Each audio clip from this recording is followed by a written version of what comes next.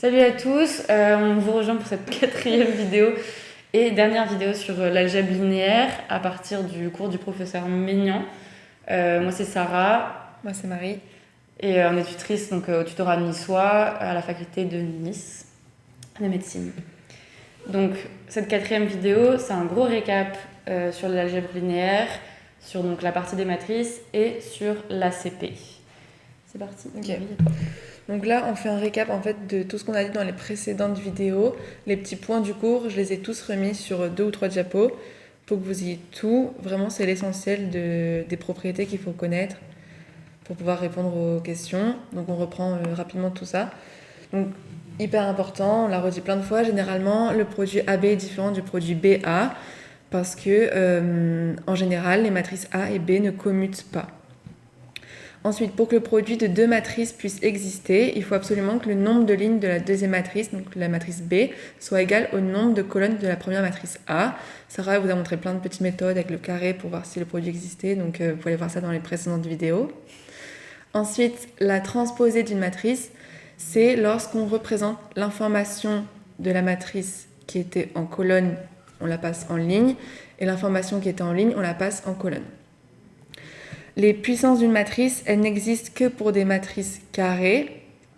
La transposée d'une matrice, elle existe toujours, par contre. Ensuite, une matrice, elle est dite nilpotente d'ordre n lorsque on a a à la puissance n qui vaut 0 et a à la puissance n-1 qui est différent de 0. Ensuite, l'inverse d'une matrice n'existe que pour des matrices carrées. Matrice carrée, c'est-à-dire que le nombre de lignes est égal au nombre de colonnes, et sous condition que le déterminant soit différent de 0. L'inverse, il se définit par a à la puissance moins 1, tel que la matrice fois son inverse égale la matrice identité I.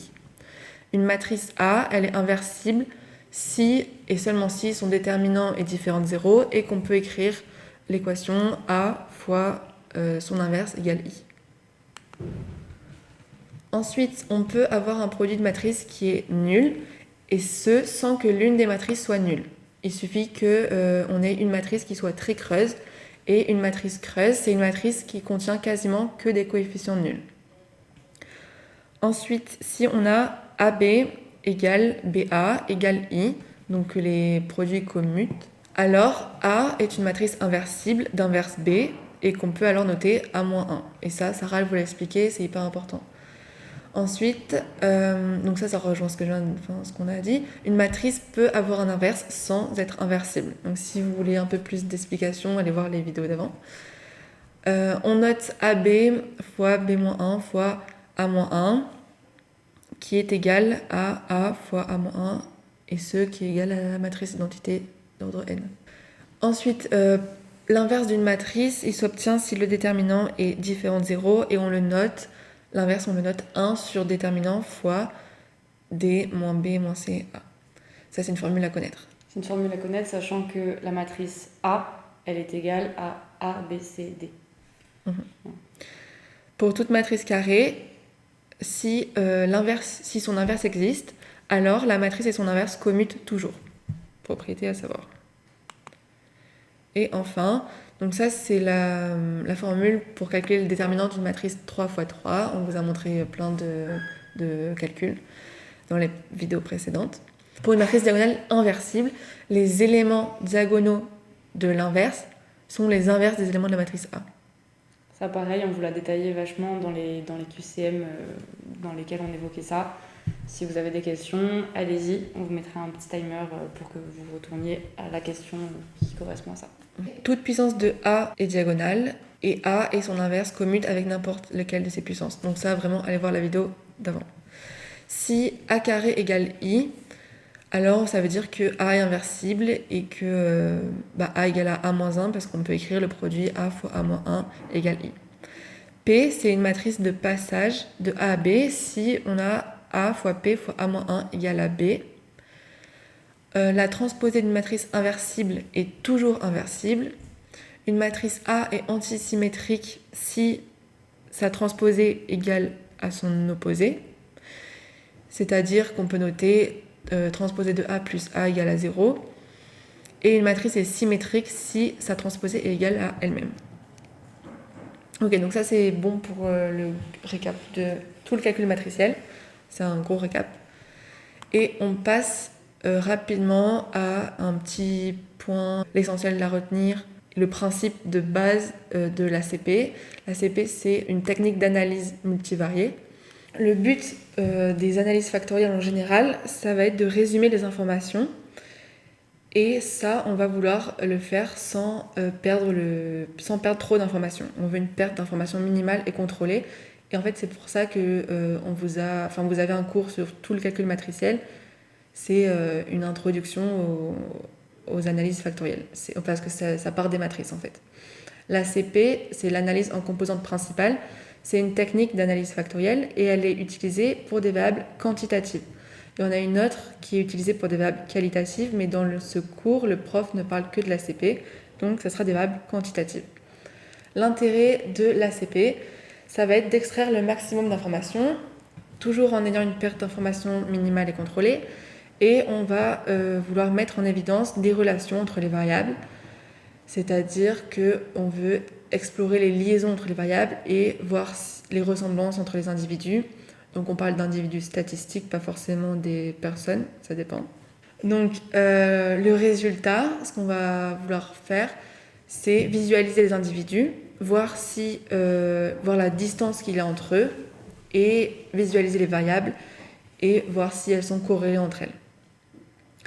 Donc pour ça, on part d'un tableau de données qui regroupe toutes les données, donc ça c'est une matrice en fait, qui est constituée de n individus et caractérisée par p variables quantitatives. Donc ça c'est notre matrice, on a un gros tableau avec plein de données dedans et on veut représenter le nuage des individus. Et pour chaque individu, on va lui associer un point et à chaque variable, on associe un axe. Donc on passe d'un tableau à un nuage de points. Ça c'est un peu ce que vous avez dans le cours sur les statistiques déductives.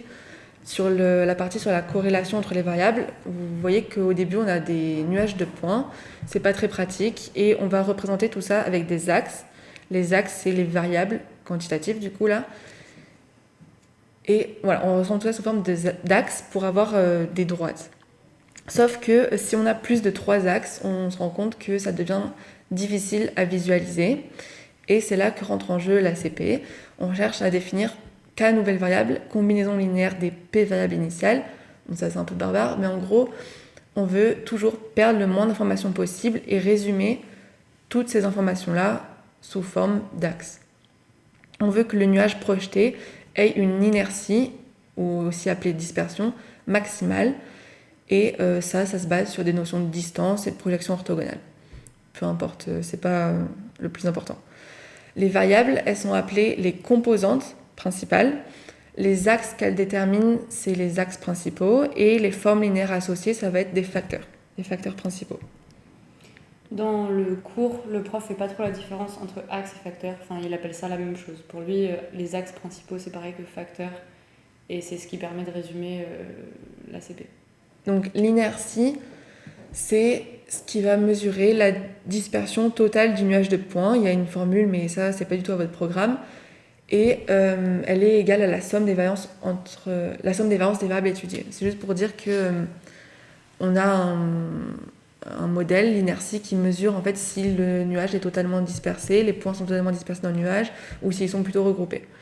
La recherche d'axes, elle porte en fait sur le maximum d'inertie, ce qui équivaut à la construction de nouvelles variables auxquelles sont associés ces axes de variance maximale. On veut que l'inertie soit la plus grande possible et on va chercher des nouvelles variables pour pouvoir créer nos axes selon tout un tas de paramètres. Donc on effectue un changement de repère de façon à ce qu'on puisse se placer dans un nouveau système de représentation. Donc c'est ça notre ACP, où le premier axe va apporter le plus possible de l'inertie totale du nuage. Donc ça veut dire qu'il va regrouper le plus d'informations du premier nuage. Enfin, oui, c'est il représente le plus d'informations le plus d'informations possible. C'est-à-dire par exemple si vous avez un nuage qui s'étale un peu comme ça, pour que ce soit très, très schématique, je vais vous le dessiner, ça sera plus clair. Donc vous avez un graphe comme ici avec par exemple plein de points qui vont se distribuer globalement à peu près comme ça. Ben là, facilement, vous pouvez voir que vous avez un axe qui se démarque et qui ressemblerait un peu à ça, pour perdre le moins d'informations possible. Une fois qu'on a fait cet axe-là, le deuxième axe, comme on est en 2D, qui permettrait de rassembler le reste des informations en perdant le moins possible, ça serait probablement un axe qui irait comme ça, qui est beaucoup moins représentatif de notre nuage de points, mais qui permet de regrouper les autres points de notre schéma. Voilà.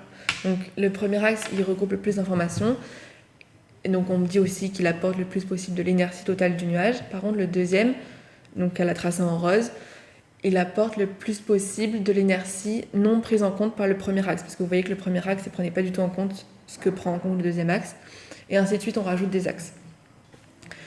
Les proximités entre les composantes principales et les variables initiales, c'est mesuré par les covariances et surtout les corrélations. Ça, la notion de covariance et de corrélation, vous allez les retrouver dans le cours aussi sur les modèles multivariés. La corrélation, vous la connaissez un peu, c'est ce qu'on voit dans le cours sur les statistiques déductives. Donc il faut arriver à faire des petits liens comme ça entre les cours pour s'y retrouver. On peut aussi décider de calculer pour chaque axe la contribution qu'apporte chaque individu à cet axe. Pour que vous voyez la contribution et du coup la contribution des points dans un axe, sur le même schéma, je vais vous le présenter.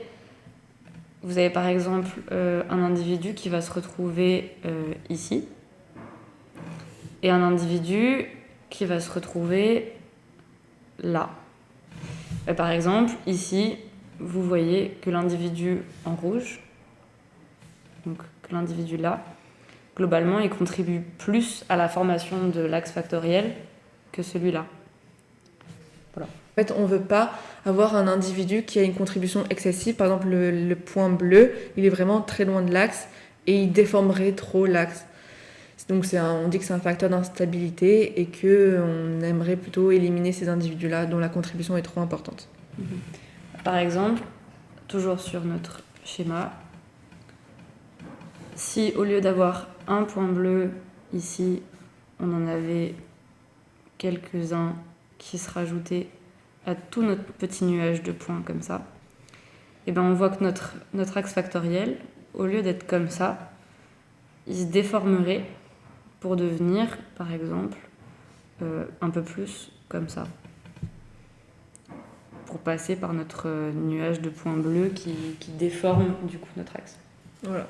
Ça, c'est tout le principe de base que vous avez besoin de comprendre un peu et de connaître, mais ça rentre pas plus dans les détails. Après, il y a plein de formules statistiques, mais que le prof n'évoque pas. Donc ça, c'est le principe de base que vous avez besoin de comprendre. Toutes les représentations qu'on vous a fait en graphique, c'est des schémas pour essayer de comprendre mieux et de simplifier au plus possible. À mon avis, c'est mathématiquement pas ce qu'on vous demandera. Enfin, c'est sûr que c'est pas ce qu'on vous demandera et que c'est peut-être pas le plus correct possible, mais c'est vraiment pour votre compréhension et pour vous aider. Donc voilà, c'est pas une partie à apprendre, mais c'est pour vous aider à comprendre. Ok. Voilà, là c'est fini pour nous. On espère que ça n'a pas été trop long. Si, ça a été très long, mais en tout cas que ça vous a aidé. Et voilà, on a essayé d'innover un petit peu avec ce format que vous retrouvez donc normalement sur YouTube. On vous mettra des liens sur le centre de téléchargement. Et voilà. Voilà, si vous avez encore des questions, vous nous les posez sur le forum. Et s'il y a des gros problèmes, on fera remonter au professeur. Voilà, merci à tous. Bisous.